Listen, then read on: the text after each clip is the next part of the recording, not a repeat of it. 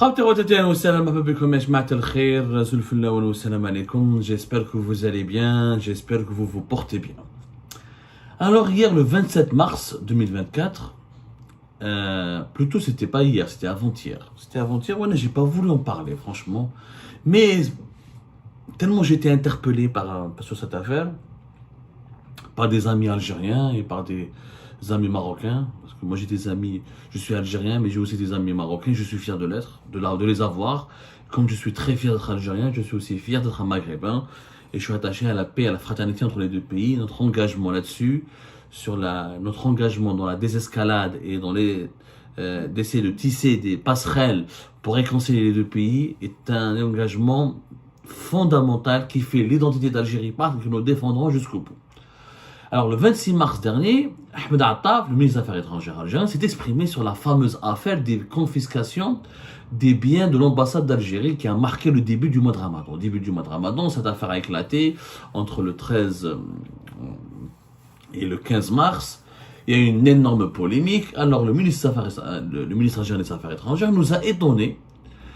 Il a calmé la situation. Il a dit que non, c'est une affaire qui était close, où le Maroc avait pris une décision qui a été jugée appropriée suite à la réponse de l'Algérie à ce sujet. Un discours totalement différent et radicalement différent du discours habituellement radical, violent, brutal à l'encontre du Maroc. Alors que, je vous rappelle que dans cette affaire, le ministère des Affaires étrangères avait adopté une attitude extrêmement violente dans un communiqué où il parle de provocation, qui va répondre à ces provocations par tous les moyens appropriés. Voilà,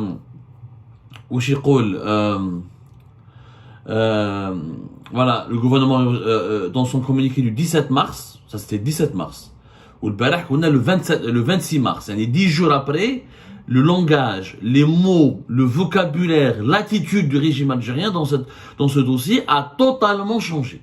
Le 17 mars, le projet de la confiscation des biens de l'ambassade d'Algérie au Maroc a été dénoncé, condamné dans des termes les plus forts. L'Algérie répondra à ces provocations par tous les moyens légaux. C'était vraiment un communiqué assez violent. Vous pouvez le relire. Le 26, l'affaire est close. Le Maroc a répondu de la manière la plus appropriée. La souveraineté de l'Algérie, elle est entre des bonnes mains. Nous n'avons pas de problème. C'est bon. L'affaire, elle est close. Mais close comment alors que 9 jours plus tard, le communiqué de la diplomatie algérienne, de ce même ministère dirigé par M. Ahmed Attaf, disait que le Royaume du Maroc s'est engagé dans une nouvelle phase escalatoire dans ses comportements provocateurs à l'égard de l'Algérie. L'Algérie dénonçait une violation inqualifiable du respect et du devoir de protection à l'égard de ses représentations diplomatiques des États souverains qu'on sanctuarise tant le droit que la coutume internationale. C'était 17 mars. 9 jours plus tard, même pas 10 jours plus tard, le 26 mars, non, l'affaire elle est close, le Maroc il a répondu de manière appropriée, et c'est bon. Dossier, voilà. En réalité, cette affaire témoigne et révèle l'incroyable amateurisme du dirigeant actuel. L'incroyable amateurisme.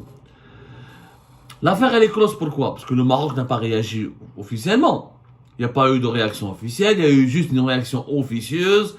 2 jours plus tard, l'année 19 mars à peu près, des sources marocaines diplomatiques autorisées ont parlé à l'AFP et à une agence de presse espagnole, l'agence de presse gouvernementale espagnole et l'agence de presse publique française, l'AFP, pour dire que voilà, le Maroc ne veut pas de l'escalade, qu'il a respecté ses engagements internationaux et qu'il était en contact permanent avec les autorités algériennes et que l'Algérie était au courant de ce dossier, etc. Les autorités algériennes et les médias algériens continuent d'attaquer le Maroc. C'est à ce moment-là que les autorités marocaines ont fait fuiter ces fameux documents que nous avons publiés nous-mêmes juste après. C'était dans la vidéo, vous pouvez la revoir. C'était je crois le 21 ou le 22 mars. Même pas, c'était le 19 mars. nous avons révélé, nous avons nous-mêmes publié ces deux fameux documents qui datent de 2002, qui démontrent que c'est l'Algérie qui a commencé la première fois, c'est l'Algérie qui a lancé la première une opération d'expropriation d'un bien occupé par l'ambassade du Maroc à Alger. C'était la résidence privée de l'ambassadeur marocain. C'était des correspondances, rappelez-vous, vous pouvez revoir l'émission dans le 19 mars, le 21 ou le 22 mars dernier sur Algérie Part, où les documents sont clairement visibles. C'est des documents et des échanges tenus entre des correspondances envoyées par le consulat d'Algérie à Casablanca, au Maroc, au ministère marocain des Affaires étrangères. Les correspondances datent du mois de février jusqu'au mois de mars 2022, dans lesquelles ensuite il y avait notre correspondance en mai 2022, dans lesquelles les autorités diplomatiques algériennes demandent aux autorités marocaines d'accepter une opération d'expropriation de la résidence privée de l'ambassadeur marocain à Alger, et en échange, l'Algérie propose d'échanger les biens immobiliers qu'elle possède à Rabat contre cette résidence privée de l'ambassadeur du Maroc à Alger qu'elle veut récupérer parce que l'Algérie en 2022 elle a établi un nouveau périmètre de sécurité des résidences d'État, et que la résidence de l'ambassadeur marocain à Alger était située pratiquement elle était collée au palais du gouvernement. Et donc, l'Algérie voulait absolument, au palais du peuple plutôt, pas le palais du gouvernement, et que l'Algérie voulait donc changer, faire des travaux pour gérer autrement, ou améliorer la gestion de ces résidences d'État. Donc, c'est l'Algérie qui a commencé la première, ce n'est pas le Maroc. Ça, c'est la réalité des faits. Il ne s'agit pas d'être pro-algérien, d'être pro-marocain, il s'agit d'être sincère et objectif. On aurait aimé que Ahmed Attaf nous explique pourquoi les autorités algériennes ont réagi violemment le 17 mars 2024, alors que c'était la diplomatie algérienne qui avait initié en mars et en février 2022 une première initiative pour exproprier la résidence de l'ambassadeur du Maroc à Alger, dans le cadre d'un nouveau plan d'aménagement d'Alger. Les documents étaient très clairs et précis, et nous les avons même publiés. Et plusieurs médias internationaux et médias marocains les ont même publiés. Il n'y a pas eu une seule réaction de la part de l'Algérie. Selon ces documents, il y avait une divergence entre les autorités algériennes et marocaines. C'est que l'Algérie estimait que la résidence privée de l'ambassadeur du Maroc à Alger était un bien de l'État algérien, qui était mis à la disposition du Maroc, donc il n'appartenait pas juridiquement et légalement au Maroc, alors que l'Algérie estimait que les 3 biens qui étaient situés à côté du siège du ministère des Affaires étrangères marocain à Rabat étaient des propriétés foncières et immobilières officielles de l'État algérien. Il y avait un problème d'interprétation, alors que le Maroc, lui-même d'autres sources marocaines disent que c'était le monarque marocain qui avait offert ces terrains à l'État algérien, comme l'Algérie avait offert ce terrain au 44 rue Franklin Roosevelt à Alger pour que l'ambassadeur du Maroc dispose d'une résidence privée là-bas.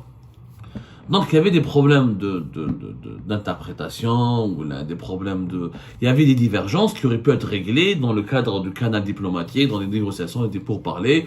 D'ailleurs, le consulat d'Algérie à Casablanca avait, dans ses correspondances, il était très respectueux, très professionnel. Franchement, c'était une affaire qui était gérée le plus normalement du monde. Il n'y avait pas de problème.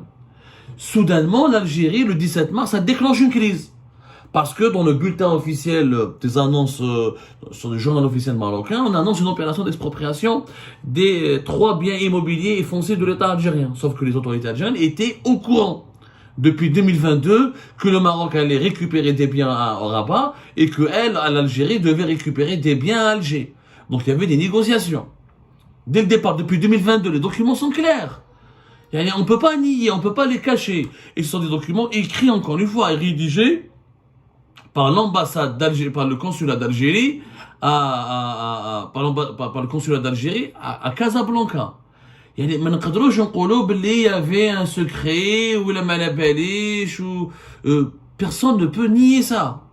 En réalité, Ahmed Attaf, ses services ont réagi très violemment, parce qu'il n'était certainement pas informé qu'à l'époque de l'Amamra, parce que longtemps l'Amamra c'était lui qui était l'ancien ministre des Affaires étrangères, au niveau du consulat général d'Algérie à Casablanca, des contacts officiels avaient été entamés avec les autorités marocaines pour traiter ce dossier des biens immobiliers.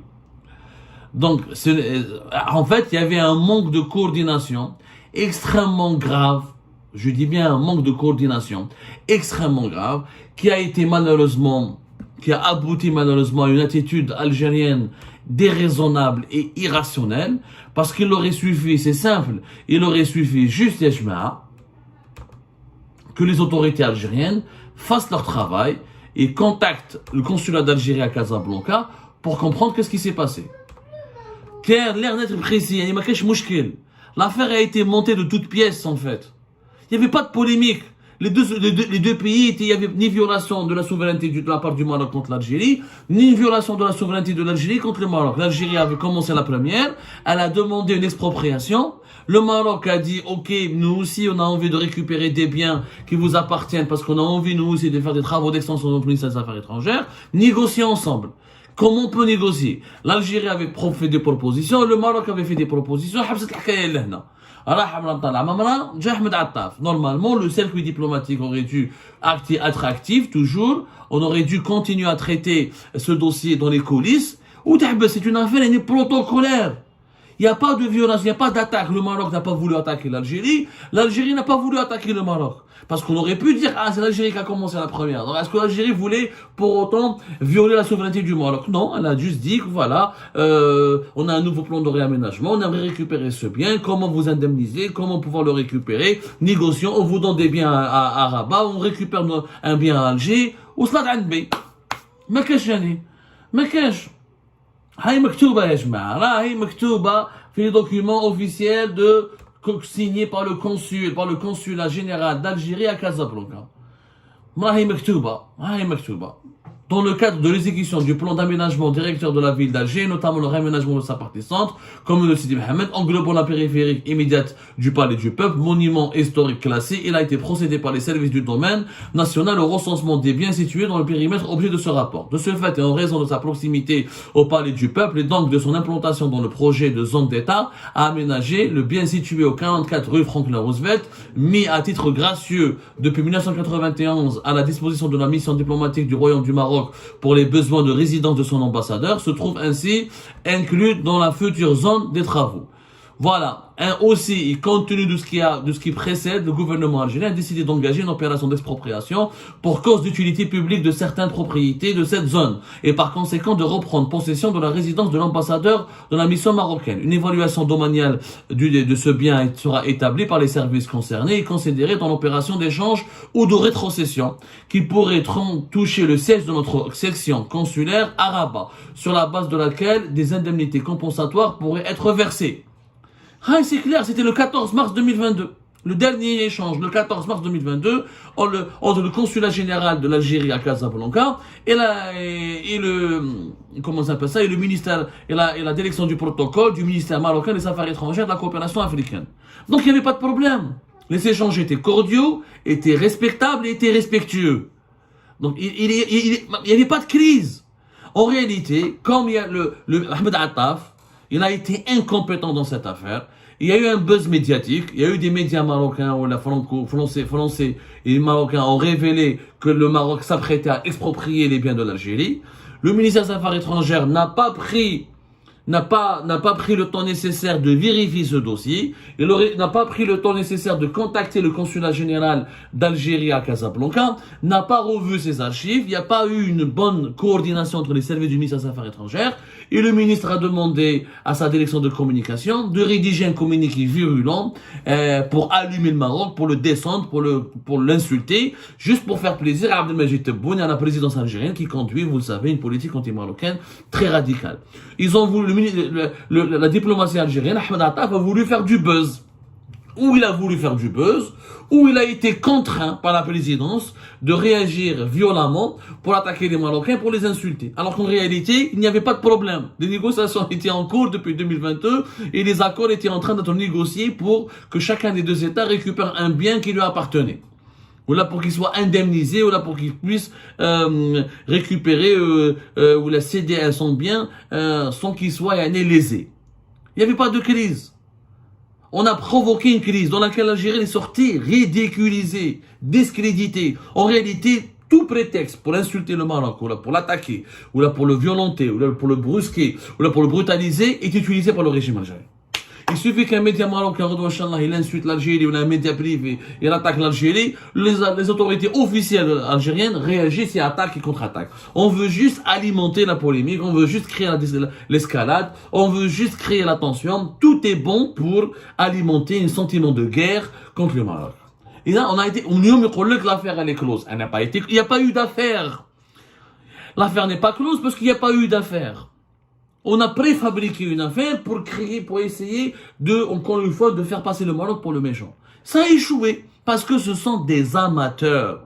Nous sommes dirigés aujourd'hui par des amateurs qui jouent avec la crédibilité de l'État, qui jouent avec l'image de notre pays. Avant de réagir dans un dossier, il fallait faire une réunion, demander au consul général à Casablanca la vérité sur ce dossier, voir les archives, demander aux responsables des biens immobiliers de l'État algérien à l'étranger de faire un rapport, une note de conjoncture. Mais j'ai dois communiquer directement avec